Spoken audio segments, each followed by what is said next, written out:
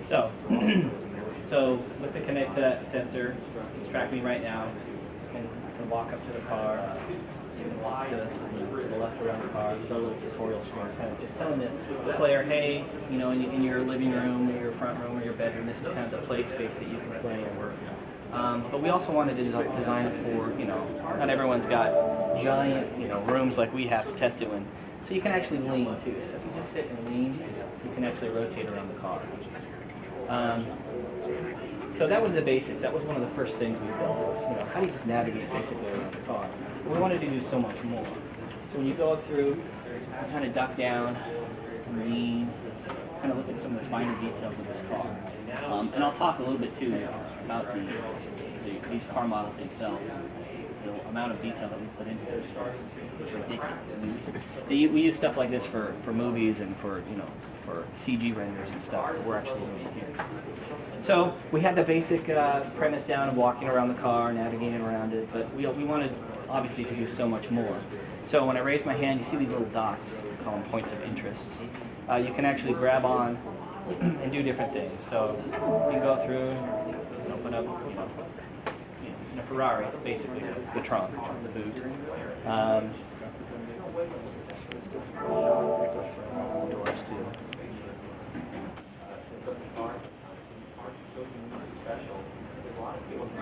So again, just grabbing, being able to open. But more than just that, being able to open the trunk, we wanted people to be able to go inside. So just walking up towards it, it's going to take you inside. So in here, just like on the outside, we've got full control. I can really sit and look, you know. Again, they had this 458 at E3 last year. This is still the closest I've been with it. You know, I wasn't able to sit in it. You know, I could sit behind the velvet rope that they had. So it's almost like a privilege to be able to sit and see, you know, the Manatino dial, all the crazy buttons that they had.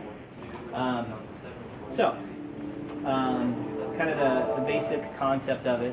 I'm going to choose a different car, and I'm going to show you how our points of interest work, and also how they tie into our relationship with Top Gear. So this is, you know, our little slice of what we're going to be showing at E3. Right now we've only got 3 cars.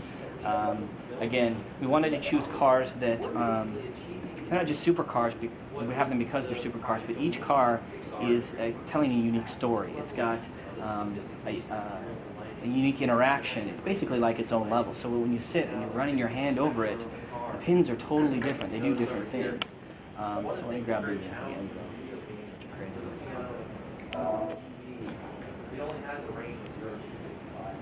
This is the 2002 Ferrari Enzo.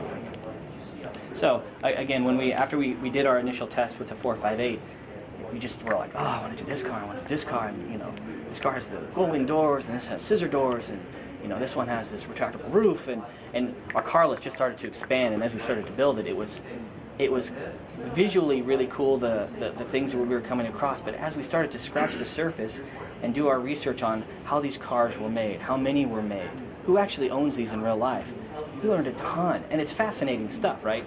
There's the technical 0 to 60, you know, basically the tire size, but there's a lot of these things that are infotainment, right? They're telling you things that you wouldn't normally know. So, so one of our basic point of interest, you'll see on the majority of cars, is wheels, tires. The Ferrari Enzo is equipped with 19-inch single-bolt aluminum alloy wheels and carbon ceramic disc brakes. So, you know, I really want to hit this home that this is happening in real time. That's not a movie. I'll go through and open the door. We'll run that one again just to let you see. So again, being able to go through, open the doors, paint the cars themselves. The Ferrari really see this. Again, this is done in real time. We're not loading any aluminum alloy wheels. So we brought back Peter Egan, who did some voiceover for us in version 3, and it was awesome because this time especially we were just letting Peter, almost when you go through a museum or you're looking at works of art in a gallery and you've got that little phone thing and the guy's sitting there with you kind of explaining it to you. We wanted that kind of feel, not someone who's, you know, very technical, very dry. We just wanted to say, hey, look, this is we're telling you why this is so special. And that led us to our relationship with Top Gear. So, I mean, I hope you guys are all familiar with the Top Gear show. Obviously, they do political commentary, their satire's awesome, but they just know cars, right? And they can talk to you in a way that doesn't talk down to you. And again, when we sat down with our car list and we were having Jeremy read through, he had some awesome stories, right? Great stories. And to be able to capture those has been just awesome. So I'll run through one of them, and every car will have one of these. I'll run through. In Italy, you don't take the name of the father in vain. So when Ferrari decided to call this car the Enzo, you knew they had something special in mind. Something that would take supercars onto another level of speed, of handling, of fury. Such fury that after 3 full-bore standing starts, you have to send the car back to Italy for a new clutch. The Ferrari Enzo marked the point at which supercars became like modern fighter jets, demanding complicated electronics to keep them under control. It's computers that keep its 6-litre, 660 brake horsepower V12 and flappy paddle gear shift on speaking terms. And its F1 style adjustable suspension on an even footing. The result is a car that's fast around Ferrari's test track than all but their most recent Formula One cars. The Enzo's V12 went on to even greater things in the insane FXX and the psychotic 599 GTO, both cars that need even more men with laptops to keep them under control. But for Ferrari, the Enzo was Genesis. They only made 399 of them, and then the factory built a 400th for a very particular customer, the Pope. That's how special you have to be to have one. So again, some of the other cars we're not showing, there's some awesome stories that, that the Pope one. I mean, that's something that I probably wouldn't be able to, unless I did some hardcore research, be able to know. To be able to bring that up has been awesome. The other one, is this the Save the Enzos? Is it on the side? I think so. Okay, there's some other great ones that are just, fire this one One obvious key to winning races is No, to sorry. avoid overheating. Inlets in the Enzo's nose cone feed cold air to the engine's radiators, while side intakes cool transmission and engine oil temperatures. Let's try the next one.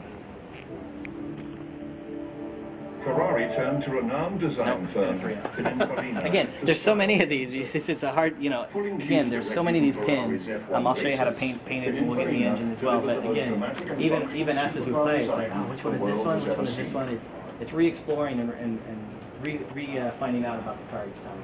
So let me, I'll show you another cool thing. So again, we talked a little bit about the active aero stuff.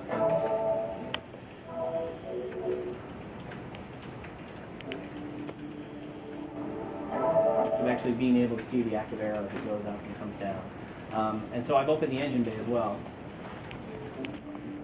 So we didn't want to sit back. We really wanted to show people the amount of detail, again, that we built for these cars. It's crazy, right? Again, talk about using these in movies and commercials, the amount of what we have, $1 million per car, it's ridiculous. This level of detail in every car in the game. Pretty much. The interiors have a little bit more. So the vast majority of cars that we have in this experience are built out a little bit more, since you're not going to be on the track and opening the trunk and all that stuff. So we paid a little bit more attention to the interiors for the cars we take in cars. So that being said, actually, why don't I grab I'll show you the California, and I'll take it on track. You don't want to put a turtle. So another thing I want to mention too is, I guess I'll show you the cars here, but when we do ship, we're building unique experiences for each car that's not just a car experience, but actually an on-track experience. So we'll have a few cars that are unlocked by default, you can go through and explore, but the remainder of the cars, you will actually have to kind of complete a challenge on track with that car before you can unlock it on the showroom. So in a sense, it's this own unique contained mode. You're going to see these cars and go, oh, that's an awesome car. Okay, what do I have to do for this challenge? It's not just a race, but there's a bunch of new modes we're not announcing now that they're going to be tied into that. That again, fun mini games that you can do and try to be the target, to unlock that car in the showroom.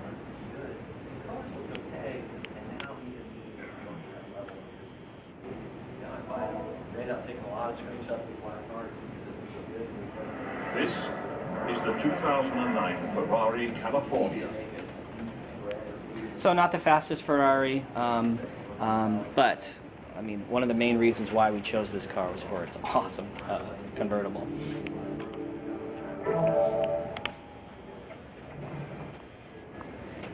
And being able to sit and watch this in real time. Like, I've seen these on YouTube. I've never actually been able to see these in real life.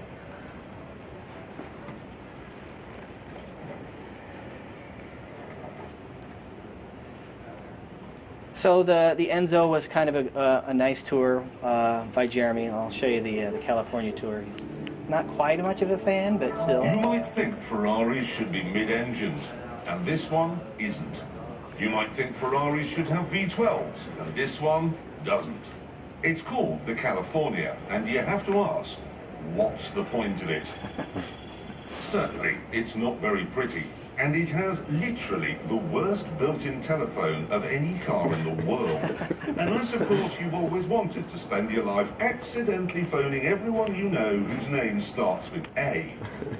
But on the plus side, it's got a folding metal roof, it's reasonably nice to drive, and it means Ferrari can take money from people who might previously have bought a Mercedes SL, which means they can afford to develop proper, wonderful supercars like the 458. So, you see, the California does have a point after all.